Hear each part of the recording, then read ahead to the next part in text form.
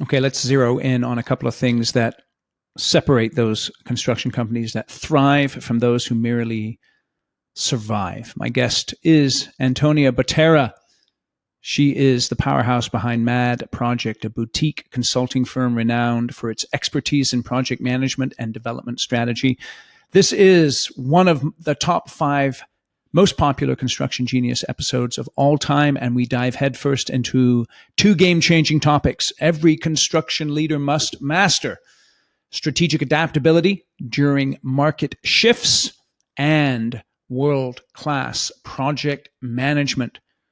You're going to get some actionable insights on pivoting when your niche evolves, maximizing your team's strength, and forming unbeatable relationships with high-value clients. Plus, we dissect the anatomy of an A-player project manager, highlighting their urgency, exceptional coordination skills, and razor-sharp project accounting.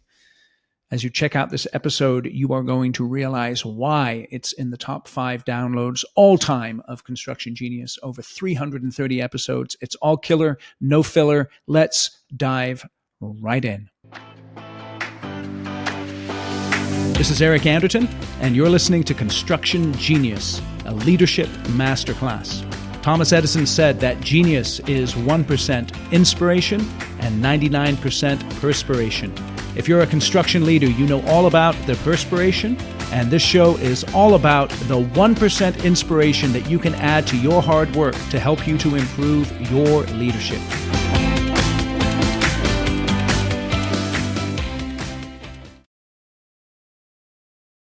Welcome to Construction Genius. My guest today is Antonia Botero. She is a second-time guest on Construction Genius. She is the owner of a boutique project management and development strategy consulting firm, MAD Project. And we have a almost hour-long conversation today about 2 things: strategy and project management. Strategy from the perspective of your market shifts, economic condition shifts.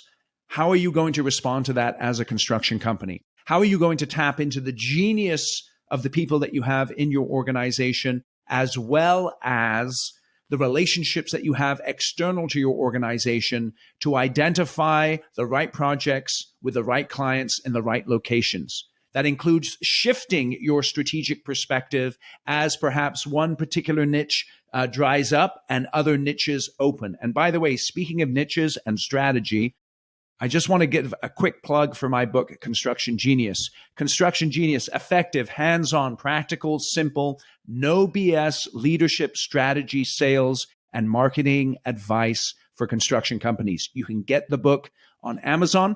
You can get it in Kindle format. You can get the paperback, just like this one right here. You can get the Audible version. It's a killer book. You should pick it up. It's a book that every construction leader must read. Okay, and then after we talk about the idea of strategy, we dive into the importance of project management. And from a project management perspective, we emphasize what A-player project managers do. They have a sense of urgency. They understand their documents. They have a real grasp of how to coordinate every project, and they have a commitment to process. And so strategy, project management, that's what this conversation is all about. You're going to enjoy it. Antonia is an expert. Check out her website, madproject.com. Check her out on Twitter. Her Twitter game is very strong.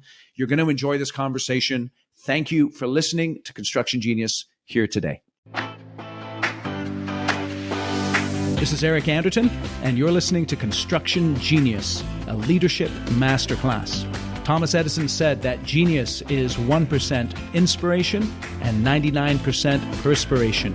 If you're a construction leader, you know all about the perspiration, and this show is all about the 1% inspiration that you can add to your hard work to help you to improve your leadership.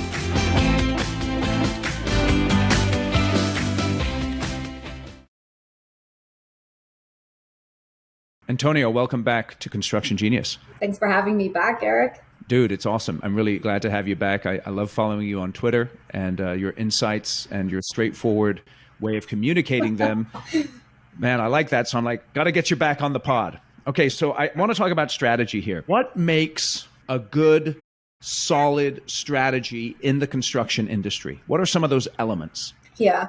So, I mean, I think, and again, one of the things that we've talked about a little bit is all of these sort of first principles that really apply to any kind of shop. Just because you're in construction, it doesn't mean that all of a sudden the principles don't apply to you, right? And so one of the first things that we talk about is sort of really thinking through what kind of business you want to run. What kind of construction shop do you want to run? Do you want to run a high value shop, or do you want to run a high volume shop? And even though construction kind of bends towards the high value just because it's a very expensive, labor intensive activity, it doesn't mean that you can't sort of bend it a little bit towards the high volume. Let's say if you have a specific trade that you're a part of rather than a general contractor or a construction manager.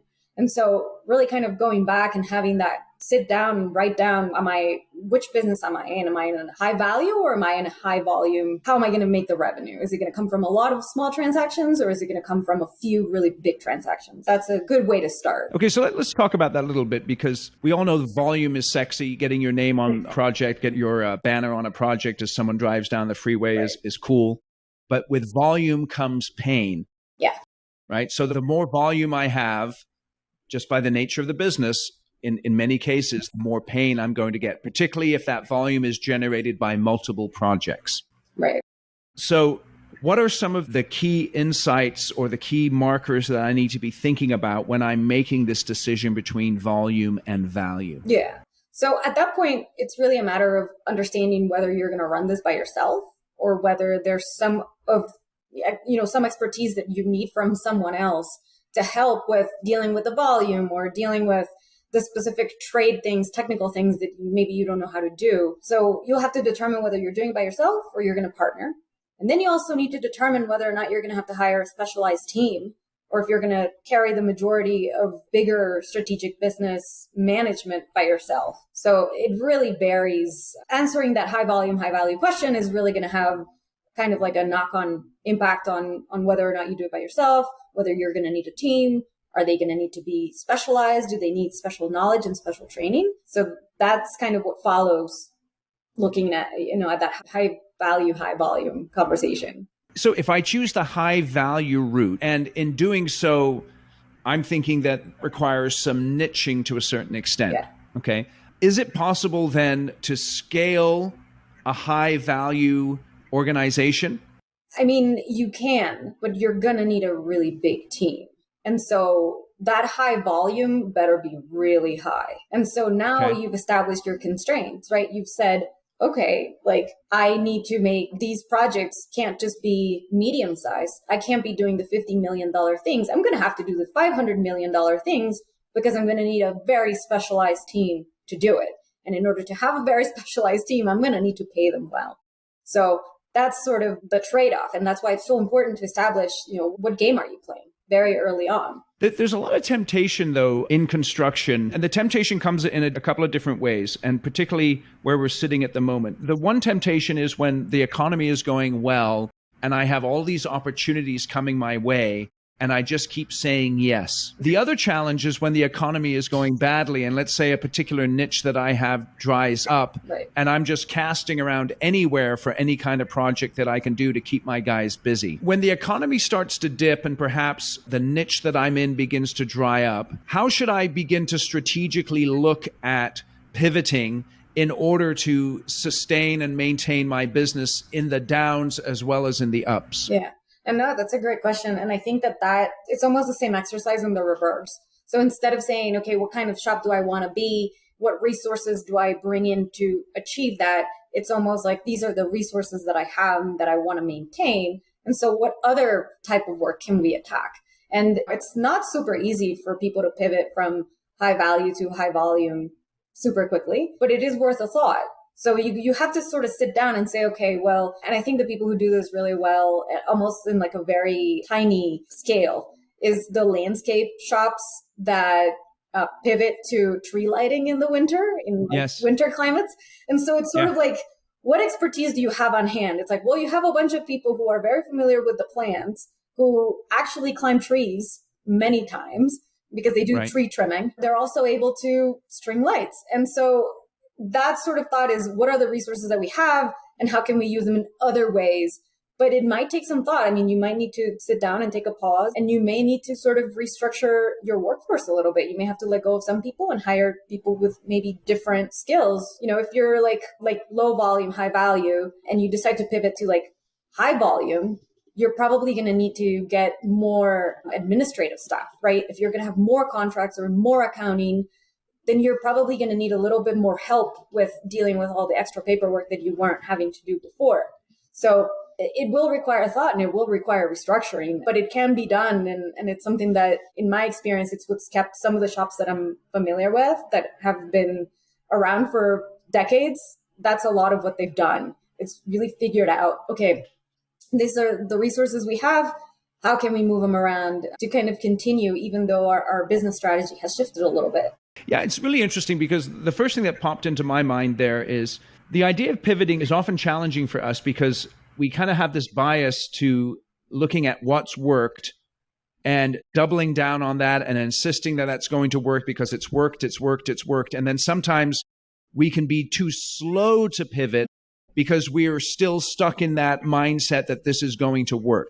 Right. So what do you think, in your experience, the best companies do to keep that innovative mindset, that willingness to pivot in the business so that when the economy does shift, they don't get caught, with a bunch of overhead and a tiny backlog? Yeah, that's a really tough one because I think it's also a little bit related to like the know thyself sort of conversation, right? Like, how are you going to run this place and how are you going to make strategic decisions? If you're the kind of person who has a really tough time accepting change, for example, then maybe you want to have some sort of advisor or mentor who can help you talk through those things when you don't have the partner that is going to be that person.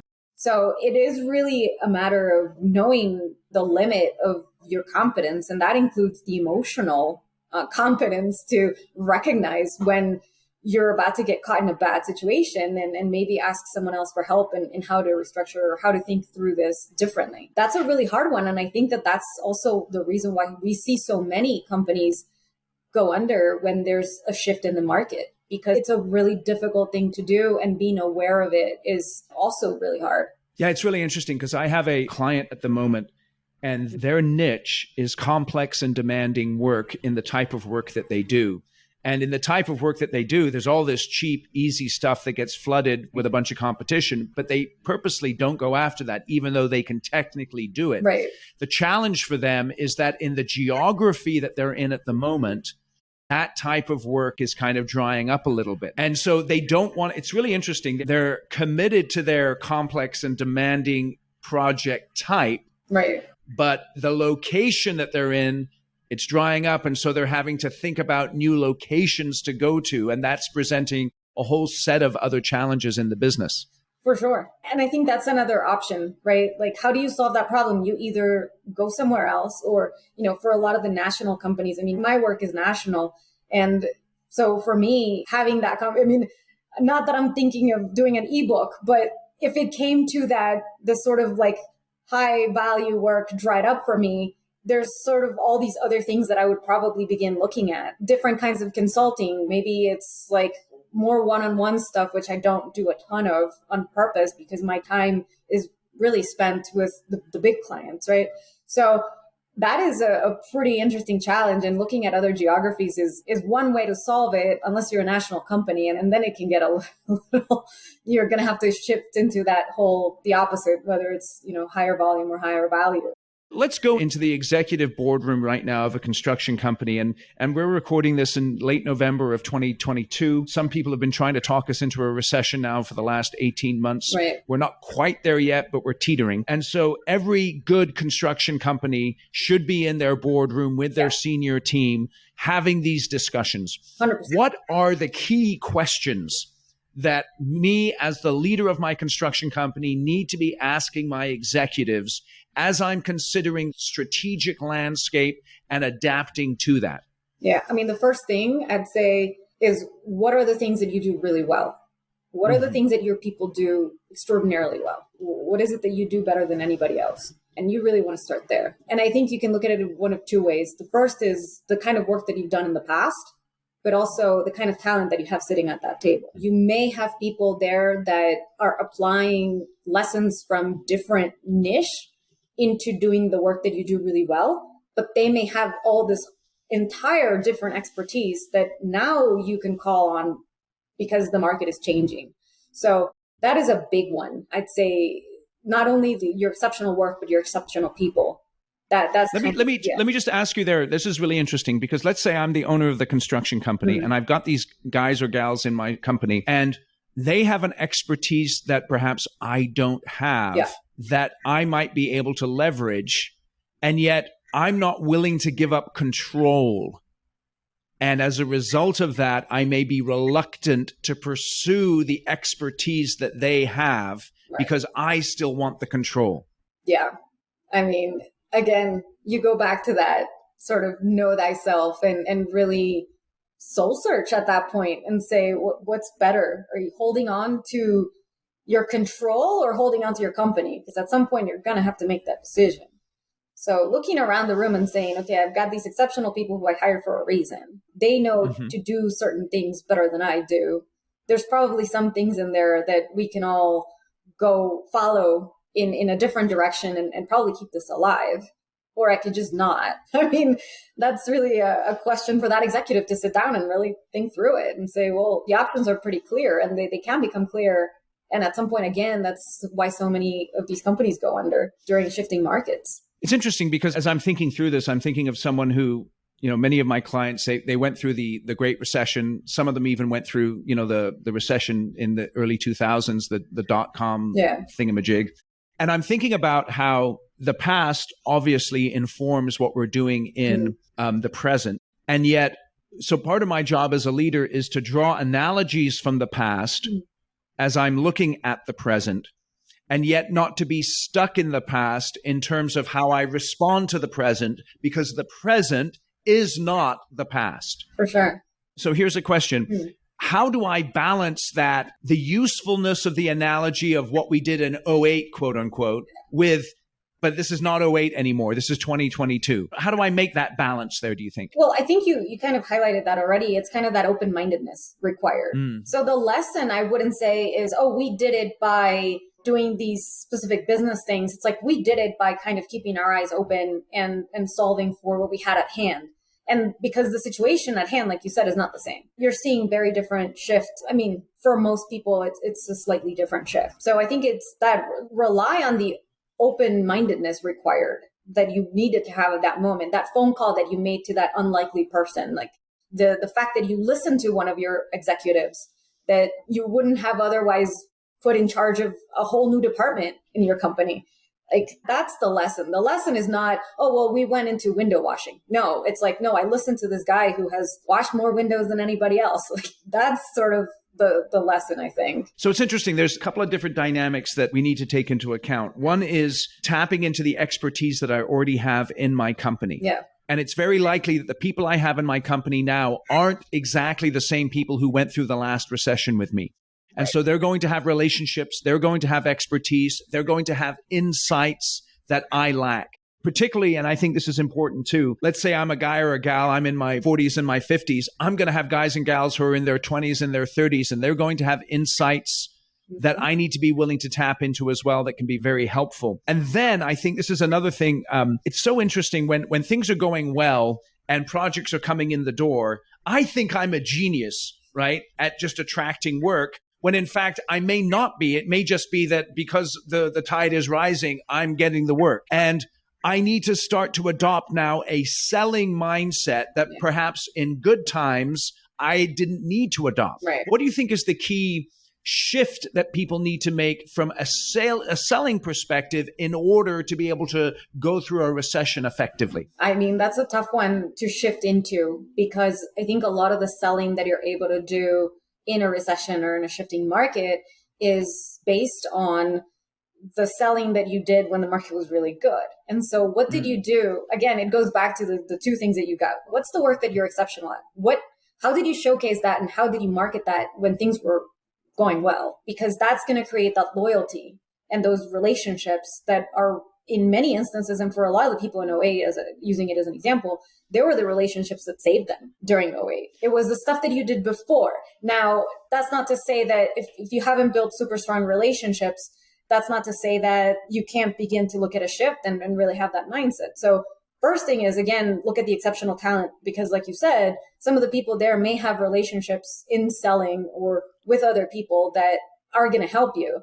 And then have those conversations and open-mindedness of how else are you going to sell? Perhaps you begin to do advertising online. Perhaps you begin to go into a different market and you're going to have to get in there somehow, and either you send someone for business development. But being open-minded to those things and asking the people around the table whether they have experience and expertise in doing these things. So it's like, how are you going to expand that marketing if you don't already have the base for it, which you should have been building? You're building all the time. If you own a shop, every day, whether the economy is good and bad, you are working on your baseline for your marketing and your brand and for who you are, and you're selling all the time.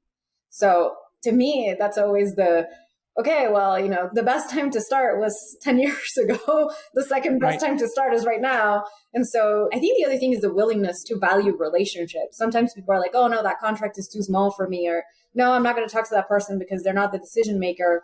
And you might be wrong. I think that having kind of that, giving those interactions the benefit of the doubt a little more as you make a pivot into marketing more is really important. But I always tell people, like, you should be having that mindset all the time. All right, quick break to talk about my book, Construction Genius.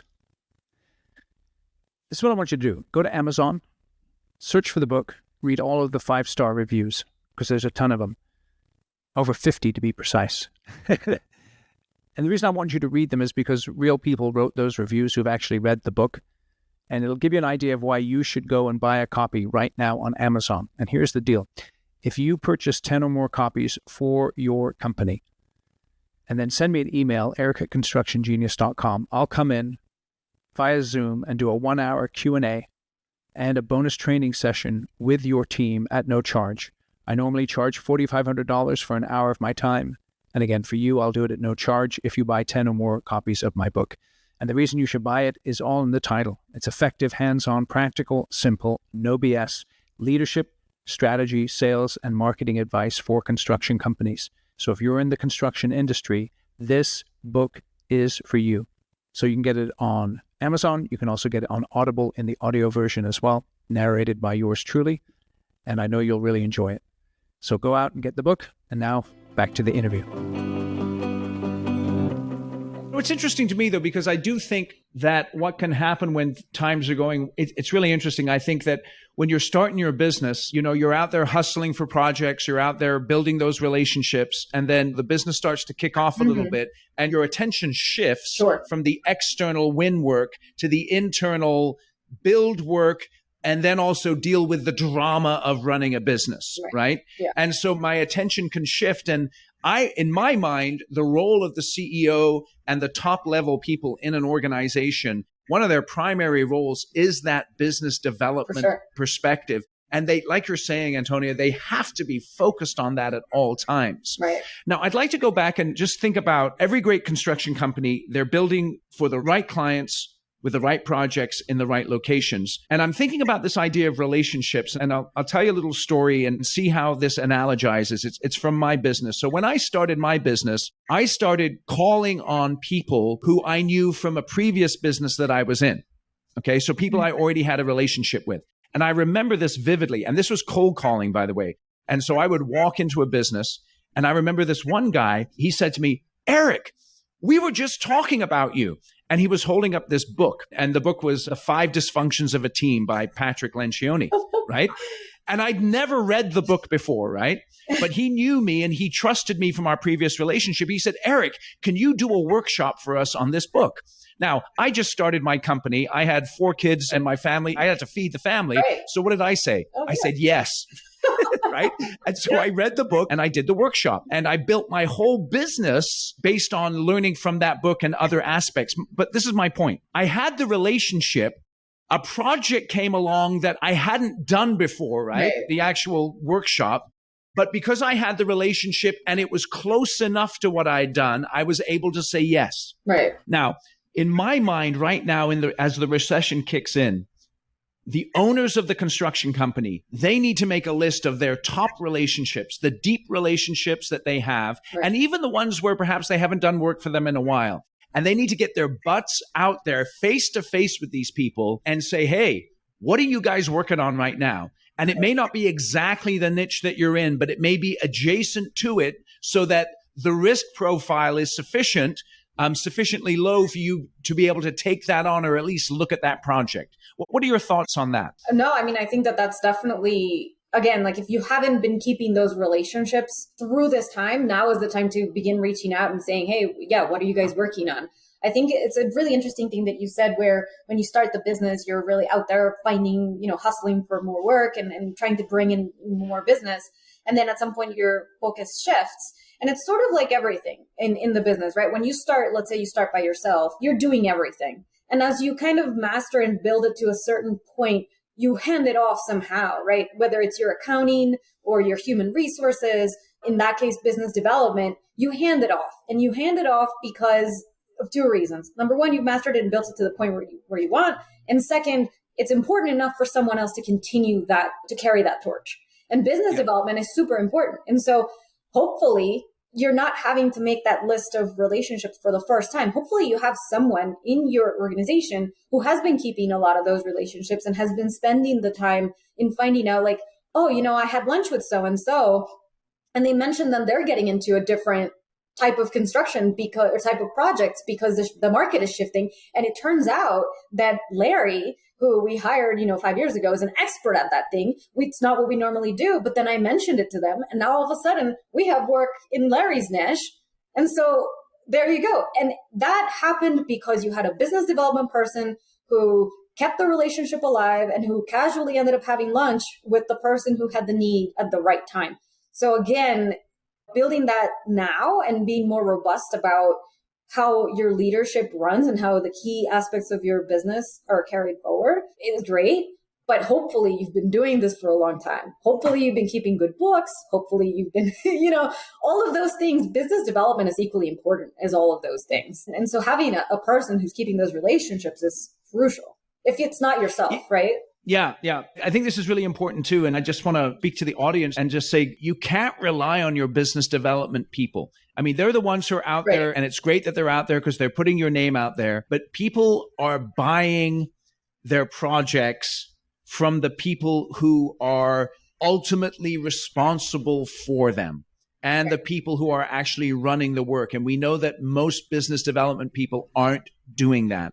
And so you as the CEO, the president, the senior leader in your organization, you need to make sure that you are dedicating time every week to business development in some form or another. Right. Now, another aspect I want to hit on a little bit here is when things are going really well, I'm going to have a combination of A, B, and C players in my organization. And one of the things I like about recessions in construction is that I can look at my team and I can say, okay, Fred has been a consistent C player. I needed a warm body. I had a project on the schedule. I needed him on the job site or running the work.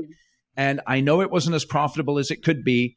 And now perhaps it's time to move Fred on. What I'd like to think about here is this idea of project management, because I know you're a project management expert.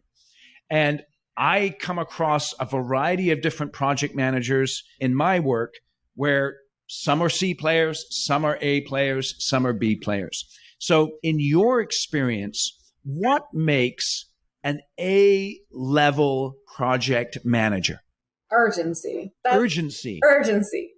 And doing things right away. Everything is right away. I think that, and that's one that is difficult to teach. That one you can do very little about if the person doesn't kind of have that in them. The one that you can do a lot about and that A players have is training. They have good training on the basics, and those span across obviously the technical aspects of the work, whether it's, trade work specifically, or whether it's creating and keeping a schedule, managing people, and also project accounting. And all of those basics are things that you can train people to do, because you can have people with the right attitude, but if they really don't understand how construction accounting works, guess what? Like, they're not going to keep great project accounting. So those two things together, I think, are really mark the A players. Okay, so let's talk. I want to start with this idea of urgency. First, tell us what you mean by urgency. Yeah. Well, in construction, we know that 2 days could be like 2 months in any other business. So if something comes up, bringing it up right away to the right people, bring it up to the owner, bring it up to the owner's rep, or bringing it up to the trade, raising your hand quickly is a big one. Keeping up with your documentation, that's a big one too. If there's an issue or there's a change order to be had or things that need to happen, there's a schedule that needs to be updated, it needs to happen immediately. It can't happen when you get around to it. It has to happen right away. And so I think being a project management, for me, a lot of it is being a very organized individual where you have certain days of the week, or certain times of day. Sometimes for people, it's after the trades leave the site, like at 3 p.m. if you're looking regular construction hours. Trades leave the site at 3 p.m. From 3 to 5, you update your schedules and you issue your emails if you're not walking around all day. So those are the kinds of things where organizing yourself really well, where you have these habits that really support that urgency, right? Updating things constantly. The communication is very important. And again, updated, constant, up-to-date communication is really what it's about. And you can't have that without the training and without the urgency. Let's talk about change orders here then, because change orders, they can be a challenge for some project managers in a couple of different ways. I've got two types of project managers in mind. I've got the one project manager who is afraid of conflict and therefore doesn't want to bring up a change order. Right. Okay. Or address the issue when the scope is going outside of what we've agreed to. Then I have the other project manager in mind who is just too rigid and doesn't understand the art of negotiation and leveraging when conditions change to enhance the relationship and the position of the company. Right. Am I clear on what I've described there? For sure. For sure. Okay. So in your experience, how do you help the person who's sort of on the passive side and then the person who's perhaps a little too aggressive? Right. Well, for both of them, I think a really great way in the training should be understanding and the knowledge of the contract and the practice of either early on in the project or as the project goes along, the practice of referencing the contracts internally as you're doing the work to say, are we within contract? Is this really a change order? Because the minute that if, let's say you're the passive person, you have basis for what you're saying, it might give you a little more moxie to say, hey guys, by the way, I don't think this is by contract. So that is, part one. Knowing the contract can help both of them. And then the other Can I ask you a question about that? Can I ask you a question? Okay. So let's say I'm training my project managers and I'm training them on understanding the contract. Yeah. Okay. And I'm assuming that there's obviously a learning curve here. How do I walk a project manager? What areas do I need to focus on in order for them to know what to look for in the contract to get their arms around it and to understand it? Yeah. So the first thing is obviously the fee. Like you need to know what the fee actually is. If it's a percentage of your overall, let's just use a cost plus job as an example. What are your other pluses? Is insurance a plus? Is contingency a plus? What are those percentages? For example, is contingency something I would never agree to is if you're charging me contingency over your insurance. That would not be okay. Or fee over your insurance. Like I want to pay for your insurance straight up. And so normally those terms would be in the contract. So understanding what percentages apply to what portions of the contract is a big one. What qualifies into general conditions? Like what is general conditions according to this contract or not? I mean, right now we've had a dispute on a project where they're saying scaffold is not part of the general conditions when there's literally a word in the general conditions that says scaffold. So how are we having that conversation, right? And so knowing the contract, what's in the general conditions, what constitutes a change order, what are the time limits around a change order? Because you only have a certain amount of time to say, hey, this is a change order. Like you can't come back 6 months later and say, hey, by the way, that thing we did, that's going to cost you 50 grand. You can't do that. So knowing those things, knowing what the markup is on change orders, understanding how those things then need to be presented in your pay application so you're not double dipping and unintentionally, which to be honest, the times that I've seen double dipping, it's always been unintentional or most of them, I believe, have been unintentional. So the other things too is like, what are the things that are going to put you in default? That's a really important thing. Like if you're not issuing schedules once a month, in my projects, that's going to put you in default. Right. So will I go and chase you for that? Probably not, unless you're doing a bunch of other things that are not per the contract. And then at that point, I might chase you for not issuing a contract on the 10th of the month or a schedule on the 10th of the month as you should have. And that's kind of the part that I was going to say that would help your super rigid project manager, right? Go ahead. Please talk to that. Yeah. Because those are the things that when you see a contract, there's two categories of things in a contract. There are your obligations, and then there are your party's obligations. And so when you understand those two things and you begin to see how you may run afoul of yours, whether it's in your power or not, hopefully most of them are in your power, because that's also a key to negotiating a contract is you don't negotiate too many things that are outside of your power, your control. So when you see the things that are your responsibilities and you're aware of what those things are, and then you're going to go and you're going to be super rigid to the other party about their responsibilities, you may realize that at some point, those things that are not in your control, that you don't have the power to change, might bite you if you've been really hard on the other party. Whereas if you say, okay, fine, like I'm not going to be, let's have a deeper conversation about this change order. Maybe a little bit was our fault. By the book, it's really a change order, but maybe we split it this way, or maybe we figure out a different way of charging the work. Maybe some of it can come from contingency if we agree to it. And having that conversation can help you a lot when the other party, when the shoe's on the other foot, right? And then the other party can come back and say, well, I'm not going to be super rigid on you because you've been lenient on me. But all of that requires a really good understanding and knowledge of your contract. You can't do it without it. It's so interesting there, just what you're bringing up about the things that are outside of our control, because that influences our projects so often.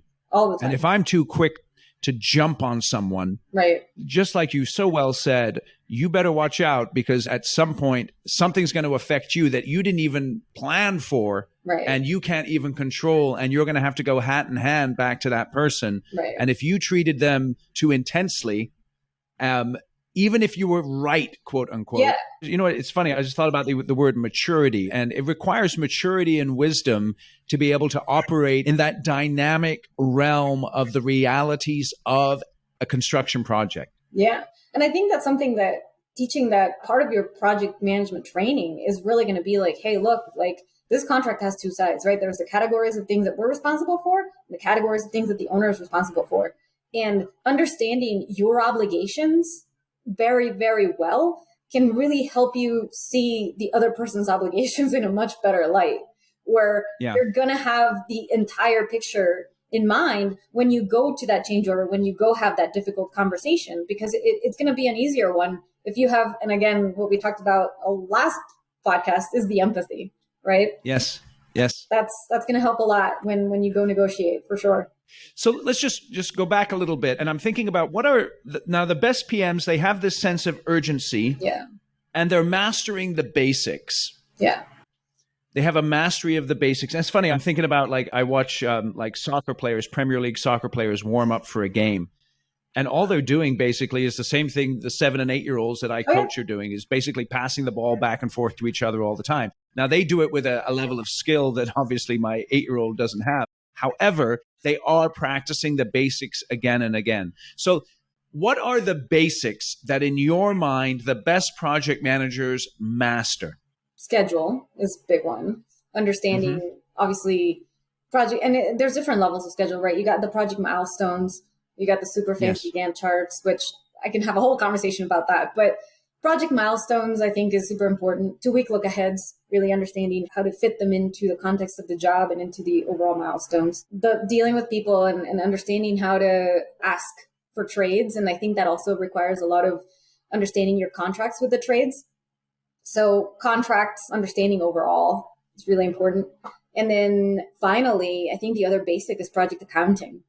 Right. I think because all of it falls on project accounting. Your contract revisions, change orders, they're all related to project accounting, requires understanding the contract. Your accounting also has a major impact on your schedule. Your accounting also has a major impact on your relationships with the trades. And so project accounting, like I beat that drum whenever I can. It's a big one. It's probably, I would say the biggest one, the one you could probably begin with, and all of them kind of layer on top of it.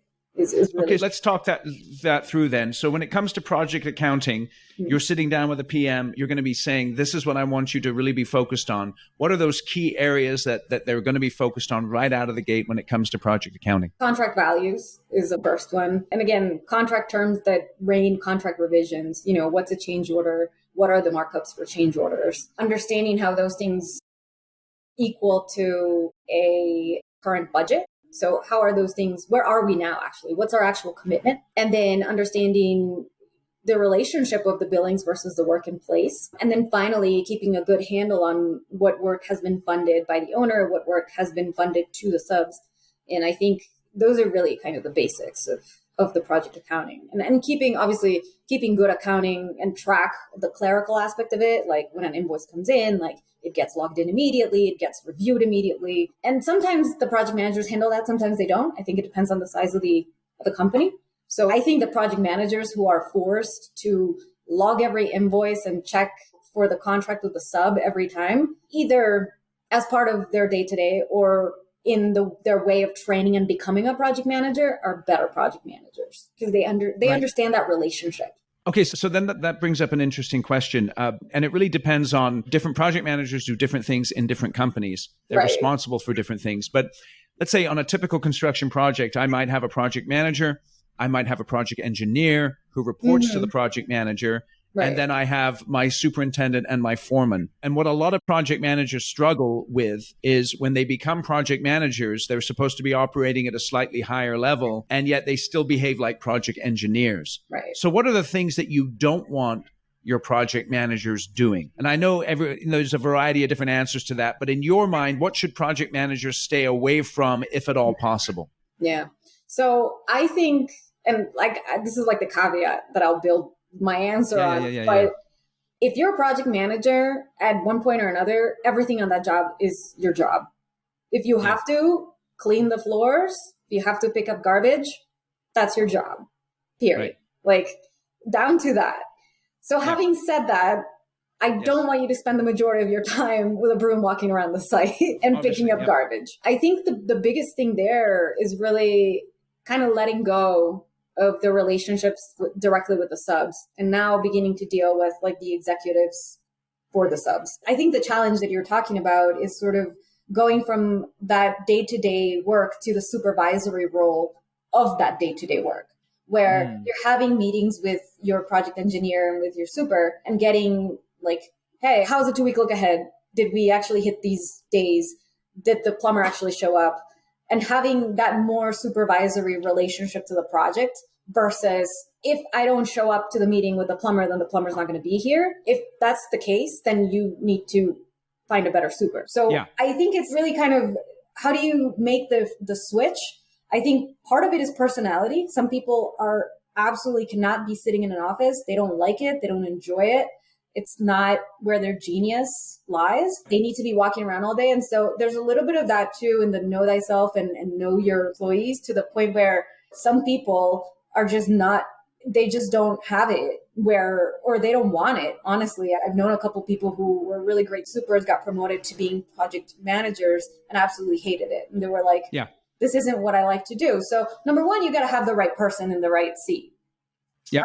And assuming that you do, then you begin to look at the systems, right? And do you have a meeting at the end of the day? Again, like what I was telling you, being a project manager, you have to be incredibly organized with your time. And you have to have those systems where you say, okay, every day at 3 p.m., I meet with the super. Every day from 4 to 5, I update the schedule. Like every day from 5 to 6, I issue the change orders for the work that came up for the day. So it's sort of like really kind of setting up those systems, going from a more relationship task-based thinking to a more systems-based thinking in the oversight of the work. And so that switch for some people is very easy and they just, they take to it like super quickly. And some people are not built for it. And then you have everything in the middle, right? Like people are spectrums. So there's no like yes or no. Some people might have a harder time with it. And after maybe one project, then they got the hang of it and they're good. So it's really, it takes a lot of, thoughtful leadership and empathy for your people, again, because you might think that a guy's a great super and he'd be a great project manager. And then the minute that you put him in an office, he wants to kill you. How do I know then that my project manager is incompetent and their project is failing because of them and not because of circumstances beyond their control? Yeah, I mean, that's a really good question. And I would say for me, the biggest role of the project manager is to be the coordinator, right? They're the person who says, okay, this is the contract of this trade, supposed to start on this date, Mr. Super, when do you need them? And so having that connection, whenever you see that the failure happens at that connection point, the coordination between, oh, the contract for the drywall guy is really not supposed to start for another 3 weeks, but we actually need him tomorrow or next Tuesday, then that's a project management problem. That's your super didn't do anything. The drywall guy didn't do anything. That was a failure of project management. And so you see it whenever there's miscoordination, I think in schedule, especially, where it's the easiest to see because you'll see that one really quickly. Okay, so 3 words that I'm getting from our discussion here of project managers. The first one is urgency. Yeah. The second one, coordination. Oh, yeah. And then the third one is this idea of systematized accounting. Oh, yeah, that too. Yeah. And those 3 things have to be working together in order for a PM to be performing at an A level. Yeah. And it's interesting because it assumes that they understand the work, they have a grasp of their contract, they have a grasp of the schedule, they have strong people skills. Do you need empathy? There's a lot of work there, isn't there? Yeah, for sure. And that's also why having the right person is super important. I mean, I think, and this is something that I know a lot of companies, it's almost a cliche because it's true.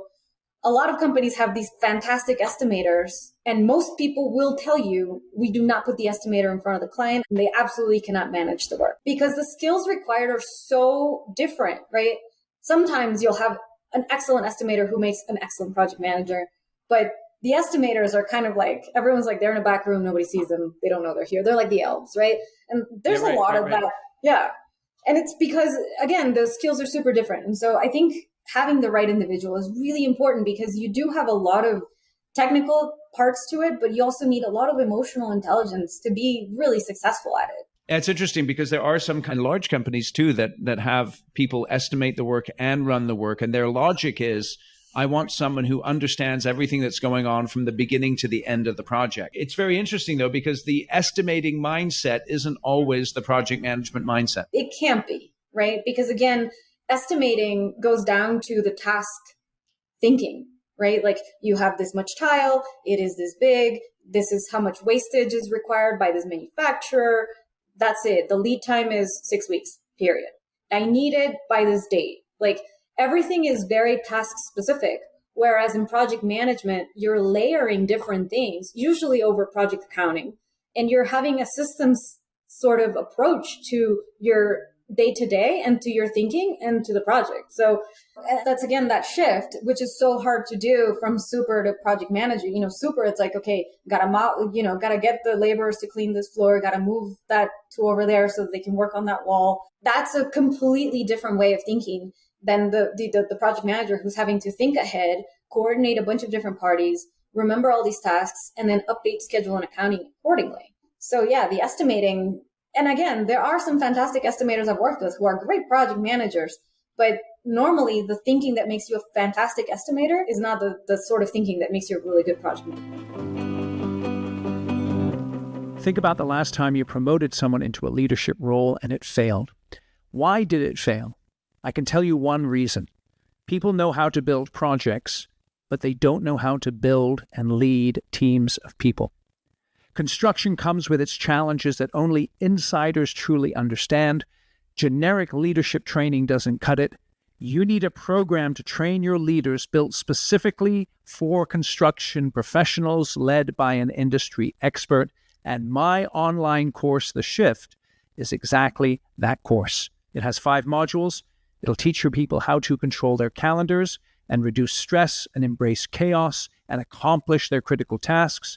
It will teach them the 3 essential messages they have to communicate every day in order to motivate and lead their team effectively.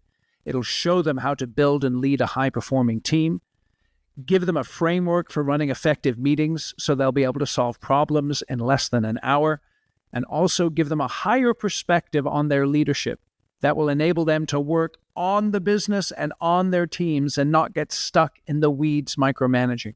So go out to my website, theshift.constructiongenius.com, read all about the course, and then enroll yourself and your leaders in the course, and I guarantee that it will transform your leadership. If it does not, you take the whole course and you didn't get benefit from it, you just send me an email, eric@constructiongenius.com, and I will cheerfully refund you 100% of your money. I'm really confident this course will transform your leadership. So again, go out to the website, theshift.constructiongenius.com, learn more about the course, and start taking it today. Okay, so here's the last big question I want to ask you then. Let's assume that I buy into what you're saying, that my estimator's mindset is different from my project manager's mindset, and the function of the project manager is different from the function of the superintendent. Yes. So what we've just done is we've described some classic silos in construction companies. Right. And every construction company battles with those silos. In your experience, what do the best companies do to help each party, each silo, appreciate the other silo and work together well? Yeah, that's a great question. And I think that, again, going back to these poor project managers, it can really be resolved with at the project management level, but also at the project executive level. Hopefully your project executive is someone who has managed projects. I really hope so. And so kind of shepherding the project from the beginning, where you're having the conversations from day one with the design team and the owner and the estimator, and then you're carrying it through and seeing it through. The project manager can really be the glue for a lot of these people. And that's where I disagree. And I think this is something that I disagree with also with architects big time, that they have a different architect do your schematic design and then different architect do your construction documents and a different architect. I think that fundamentally what you end up with is very poorly trained architects at the end of the day. And you also end up with not very good projects that don't have a ton of continuity. And so you're going to have the same problem if your project manager, who's supposed to understand all of these layers of coordination, and they're supposed to be the person who's going to bring together all of these different parties to build a building, and yet they don't get involved until you've already bought all your materials and you've already picked all your trades. How are they supposed to keep those relationships together? And how are they supposed to communicate to the architect and the owner that these materials that you bought don't make sense, but they weren't around when they were bought? So you put them in a really difficult situation where, number one, they don't learn, right? Because they're not around when this gets bought or when the contracts get bought with the subs. And number two, you put them in a really bad spot to do their job. It's really hard to do your job if now you're responsible for a bunch of contracts that you had no part. You weren't even sitting at the table. You don't even know who these people are. And now you're supposed to enter a super complex contractual relationship, and you're supposed to manage it like you've been around the whole time. So I think that is a big one. And essentially, architects are also project managers their own way. And so it's the same principle of carrying the design or the construction forward. And not to say that there aren't niche and specific things throughout that process that may require a specialized estimator or a super, but why do you have a project manager if they're not around when the job gets bought? That's a big thing that I look for when I'm interviewing contractors for projects, especially big projects. Like, the first person I want to meet is, who am I going to be talking to every day while this thing's being built? So that's a big one. So we started off with this discussion about strategy and how, as a construction company leader, I need to be flexible in my thinking. I need to tap into the genius of the people that I have in my organization when I'm thinking about pivoting. I need to be willing to pivot. I need to be aggressive in terms of my business development. And then we moved into the discussion of the nuts and bolts of project management. And, regardless of where I am in the economic cycle, I've got projects that I've got to win, but then also projects that are on the books that I've got to build. Yeah. So as we're moving forward, and as you're thinking about the next 6 to 12 months in your business, what are you focused on as a top priority to make sure that you're going to be successful? Well, business development is one of them, for sure. And that's a whole host of things, your branding, your communication, your social media presence, all the things that go with that. So that's a big one. Yep. And then the other part of it is kind of really strengthening the principles. You want to make sure that the way you're managing projects is top notch, not just because You want to do a good job, which is obviously, exceptional service is really super important in this industry because it is a service industry at the end of the day. But also because when the market changes and let's say you get audited by the IRS or a project is under a lawsuit and it gets audited in the process of litigation, you want to make sure that those basics have been followed through and are super strong. And so again, project accounting, I know that I beat that drum to death. So going back to the basics and ensuring that all of your processes and your internal things are super strong, your contracts are good, your insurance is up to date, your accounting is spick and span. You want to make sure your bookkeeping is where it needs to be. It's sort of like all of these really easy things that you should be doing every day, particularly when the tide begins to shift. You want to double down on the day-to-day easy things because they're the things that at the end of the day, if there's litigation or if there's an issue, you're going to be covered. You're not going to have to worry about them. And again, your business development and the exceptional work that you do, which also is built on sort of the basics and keeping those day-to-day things, like you're crossing those T's for sure. That's awesome. That's awesome. Antonia, tell us, just remind the audience, I know some people may not have listened to your first episode. Tell us a little bit more about what you do and how we can get hold of you. What we do. So we are an owner's rep. We represent owners in development projects. Most of the work that we do is really complex, super weird stuff that nobody wants to rep, either very strange ownership structures or large master plans or historic buildings. And we've been extremely fortunate to have experience across many different project types. We also do the vanilla, less always exciting, but maybe less terrifying work, like ground up development. Typically it's $50 million up is what we do. And we do work nationally. We're based out of Park City, Utah, and I also have some presence in New York City. But we actually don't have any work in Utah right now. So we do work everywhere else. We're starting to look at projects actually outside of the US. So that's been super exciting recently. Where are the projects? Just curious. So I could just tell you, we have stuff north of the border. We have stuff south of the border. Woo, north of the border. I know, we're international now. It's lovely. That's awesome. That's awesome. I joke about it. No, it's cool. It's all good, dude. Yeah. I have clients in the United Kingdom, so I'm like, yeah, I'm international. It's cool. Well, that's real international, right? I'm not international. Like in my mind, when you think of north and south of the border, it's not. No, we're not going across the ocean yet. Yeah. How can people get a hold of you? People can find me on Twitter. People can find me on my website. There's a contact form. I get back to people myself. Those are, again, the business parts of it that I'm still doing myself. So those are the best ways to get a hold of me. Great. Your Twitter game is very strong, Antonia. I appreciate it. Appreciate that. Yeah. No, it is. It's really good. And then we'll put the links in the show notes to your website and to your Twitter handle as well. No, I appreciate that. Yeah, thank you for your generosity. I really enjoyed our conversation, and I do wish you the best in 2023. Oh, likewise. Thank you so much. Right on. Hey, this is Eric. Thanks again for listening to my discussion with Antonia today. Hope you got some good nuggets on strategy and project management. Before you bounce away, don't forget the book, Construction Genius, Effective, Hands-On, Practical, Simple, No BS Leadership Strategy, Sales, and Marketing Advice for Construction Companies. Bounce over to Amazon. There's a link in the show notes. Get yourself a copy. Get copies for the people in your organization who are in leadership. And as a special offer, if you are in the greater Sacramento area, and I know some of you are, and you purchase copies for you and your leadership team, get in touch with me and I will come by your office and personally sign the book for you and your leaders. It's a great book. I know you're going to enjoy it. Check it out. Thanks for listening to Construction Genius here today, and have a terrific week.